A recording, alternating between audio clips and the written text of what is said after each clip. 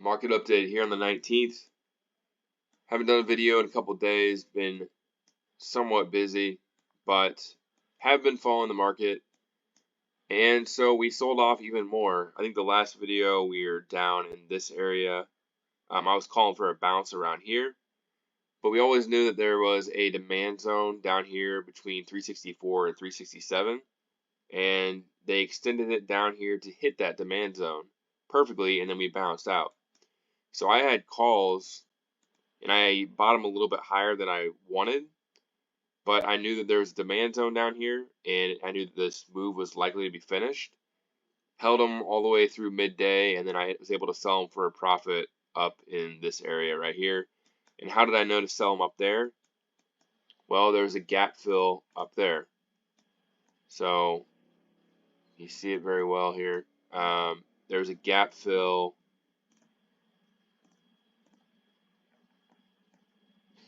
So pretty much you can see the gap fill right here, somewhere in this area.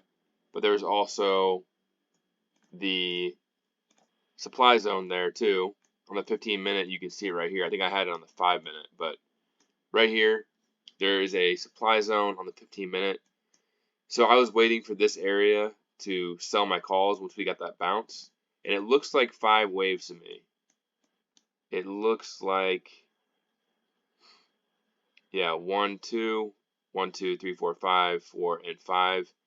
So I think this is either wave 1 or wave A. And we should be getting, more than likely, a little bit of pullback early in the morning. Probably get something down around in this area, maybe 368, 28, 368, 70. It's kind of what I'm looking for early in the morning. And then from there, we should get at least one more wave higher.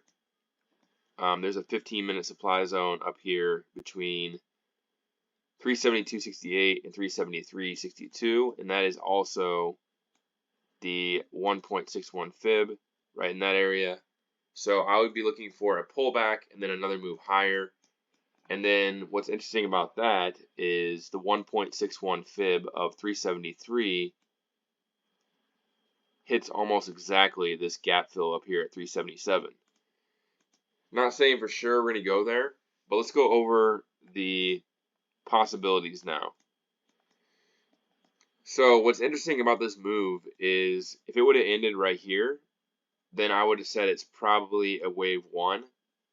But since we got an extension all the way down here to the demand zone, I think there's a possibility, not saying this is going to happen, but there's a possibility that this could be an ABC move. And then that brings all kinds of different possibilities for where this can go. And I mean, they've done a great job of setting this up. I mean, the algos have it set up perfectly to make it pretty much unpredictable from here. It could go so many different ways. Here's the first possibility.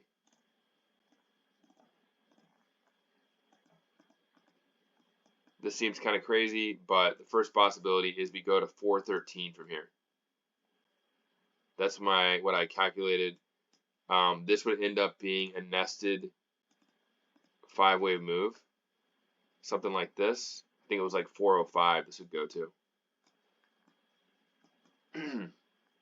So that's the first possibility. And it's interesting because we came down here into demand. They brought it down here to demand. We bounced out of it. This could easily happen. If they want to take the market higher, then this is a perfect nested 5-wave move. We got impulse move, pullback, impulse move, corrective move so far. And so impulse move could happen here. That's the first possibility. Second possibility is that this is a B wave. So then it would end up being a pullback B, and we get a C wave up here to like 393. That would turn this whole thing into an expanded flat. So then we're looking at it like A, B, and we probably still get a C wave down here. And honestly, looking at the charts, I think that there's a very good possibility of this happening. I think this is actually, I don't want to say it's favored, but it is a very good chance because of all the factors going into this. We have a gap fill up here. We're in demand. this is corrective so far. It hasn't broken outside the parallel line. So that's a very favored scenario going into tomorrow. And then the one that's just straight up bearish would be that we just bounce up here to the 15-minute supply, which is around 373. And this ends up just being what I've been talking about in the last couple of videos. Just this third wave down, and we end up coming down here to 347. There is no bounce back up here to fill the gap.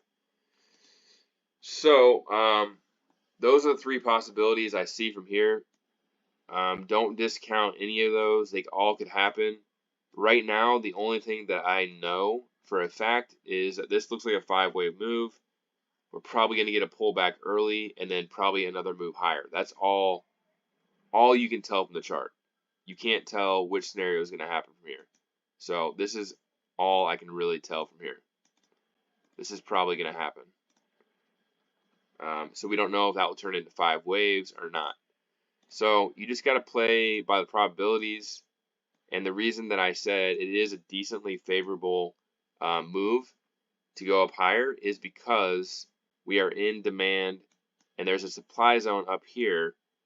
And this supply zone, we have a gap up here that has not been filled. So this gap up here at 382.20 has still not been filled.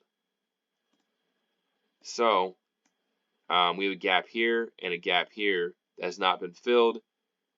Demand up here. So I'll say it's about 50-50 from here. Are we going to go up here and fill this gap? Potentially go even higher than that? Or are we going to come up here and just sell off?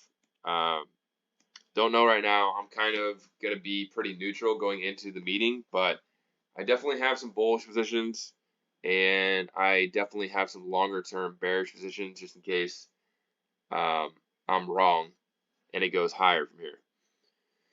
So SPY is the exact same formation. And I really don't even need to go over it that much. It's the exact same, talking about the exact same thing. You see here that it could come down farther to 438, but it's pretty much a corrective move here. And so again, we have this. The one thing I'll say though is this right here looks pretty corrective to me.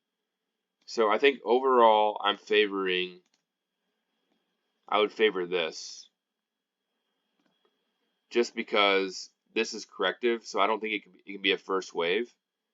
So on QQQ, I would favor that too. This is probably a corrective move, impulse move. So ABC, ABC, and then get impulse move higher. So on SPY, that looks likely as well. And we did get an impulse off the lows into demand, bounced out of it. We have a gap up here at 448, and then we have the gap up here at 455. So it wouldn't really matter in this formation if this is an ABC move anyway. It wouldn't really matter if this goes past the start of here. And this could be very quick too. It could be like a week-long bounce or something like that.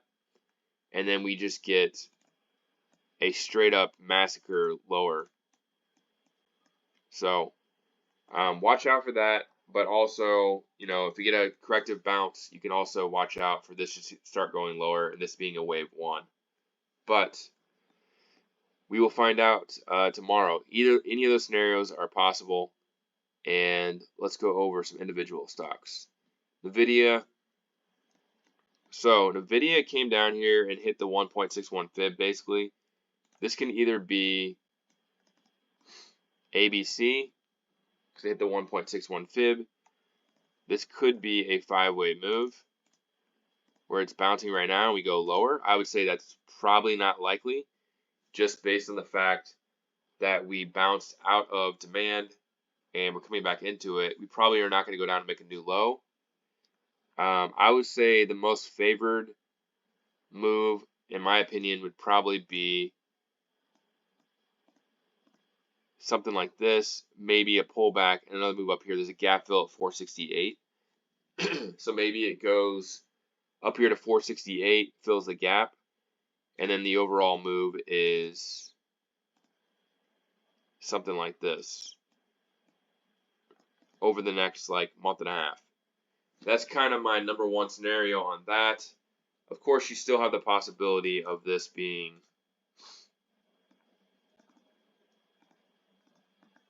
that as well. So if you think about this too, NVIDIA is at 435. If it fills the gap at 468,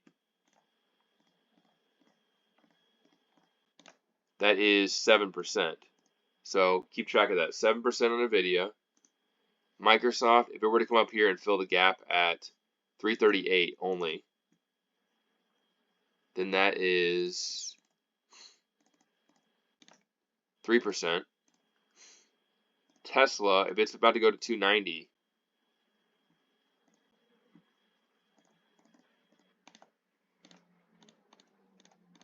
that is 8%. Apple, let's just say it even goes up and fills this gap right here. That's only about 1% higher.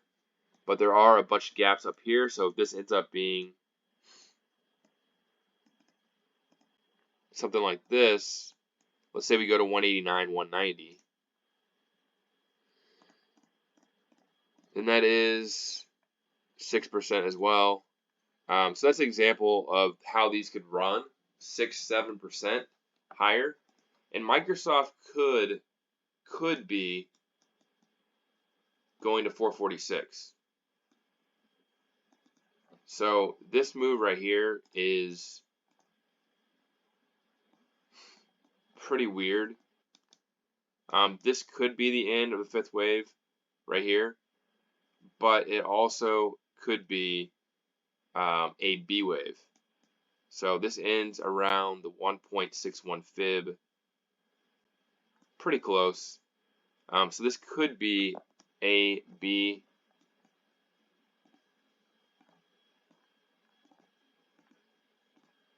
So if this is an ABC move, ABC, ABC, it would go to the 1.61 fib. Again, there's a gap fill up here at 344 that has not been hit yet. So if it goes to 346, then you're talking about 6% on Microsoft as well. So 6%, Tesla's 7%, Apple could potentially be 6%. NVIDIA looks like it's probably going to be 6% on this bounce. I would think it would not just go up here and then go lower. So you got to watch out. I think that this is actually shaping up to be maybe one more flush of the bears, and then we finally get a move down after that. There's probably a lot of bears right now, and I think they maybe want to flush them out one more time, and then we start the actual move down after that. So DXY is still pretty flat. Nothing really changed on that. Weekly supply is up here. We have weekly demand. Probably monthly demand down here, actually. At 93. I think that this is still a C wave. We'll see where it ends. If we get a bearish reaction, I would expect the dollar to spike. And bullish, obviously, it's probably going to fall. VIX has no gaps below it. And that's pretty much all there is to it. Those are the three scenarios I see. I'm pretty much 50-50. But again, looking at the individual charts, even if they just go back up here and fill the gap and make a second wave, unless Tesla fails, which it did not fail. I didn't go over this, I guess. So invalidation on Tesla is 258, and we came about $3 away from that. This should be the end of the fourth wave, and it should be starting the fifth wave higher. There's a gap at 272 now. There's a gap at 290, of course. So another reason why I think the market can go higher from here, because of that. But if it invalidates, there is a gap down here at 248 as well, and there is a big demand zone down there as well. So yeah, that's pretty much it. just talking about that, the scenarios. We'll see which one happens. Looking at the charts, I got to lean a little bit bullish, but I'm pretty bearish overall over the next couple of months. So I think that if we do go bullish, it's going to be like a week or so of a big move higher, and then after that, we're going to fall off a cliff. So that's it. Leave me a comment, like, subscribe if you're not already, and I will talk to you in the next one. Good luck trading tomorrow. Maybe I'll do an update midday, tell you what I see, maybe not, but I'll do a video after the market closes at least. Have a good one.